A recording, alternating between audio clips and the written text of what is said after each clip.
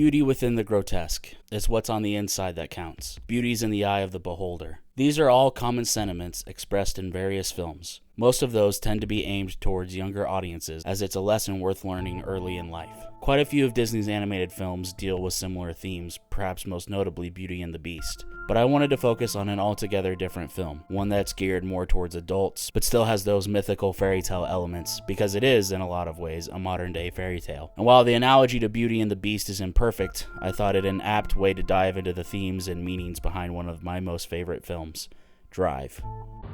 I don't sit in while you're running it down. I don't carry a gun. I drive.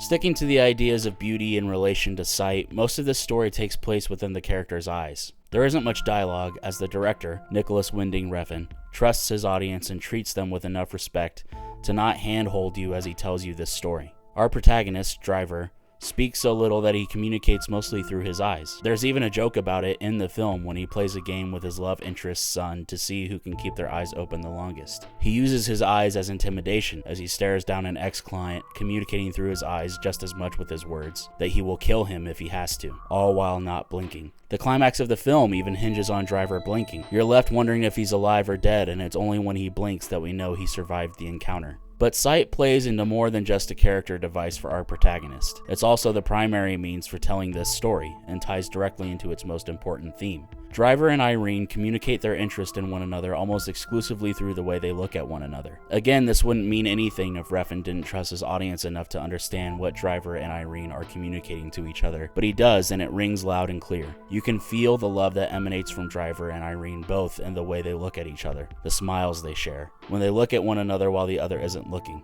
It's refreshing to see a romance blossom in a film without the filmmakers feeling like they have to hold your hand and explain to you how these characters feel about each other when it's so plainly written on their faces. And make no mistake, while Drive is undoubtedly a thriller and an art house action flick, it is at its heart a love story. But that love is doomed from the start, because while Irene represents beauty not just in her appearance, but in the way she lives her life, the way she gives everything she has for her son, and the way that she sticks beside her ex-convict husband and her condemnation of killing, Driver is absolutely a beast at his heart. Of course he wants a normal life, and of course he wants that to be with Irene, as she's the representation of his way out of the life he leads, but it can never happen. There's an extremely gorgeous moment towards the end of the film where Driver and Irene share a passionate kiss. It's the most important part of the film, not because the kiss is a confession of love for either character, but because Driver is saying goodbye to Irene. Stuck in an elevator with a man Driver has to kill, he knows that Irene is about to see what he really is, but before she does, he has to say goodbye, because he will probably never have another chance to.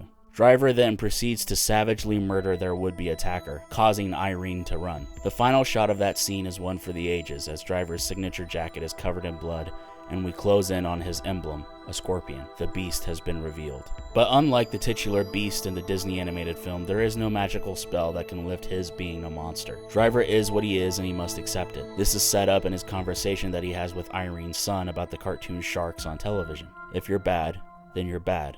There's no two ways about it. Driver knows this, and instead of trying to make it work with Irene, he leaves. His love for Irene makes him a real human being, but it's his decision to leave town to make sure Irene doesn't get hurt because of him that makes him a real hero. So while Drive is tragic and violent, that doesn't negate its fairy tale nature. It's a story about two people falling in love, but instead of them changing each other, they accept who they are as people and go their separate ways. Because it is what's on the inside that counts, but sometimes what's inside of a beast is just more beast. I'd buy that for $1. Oh, there it is.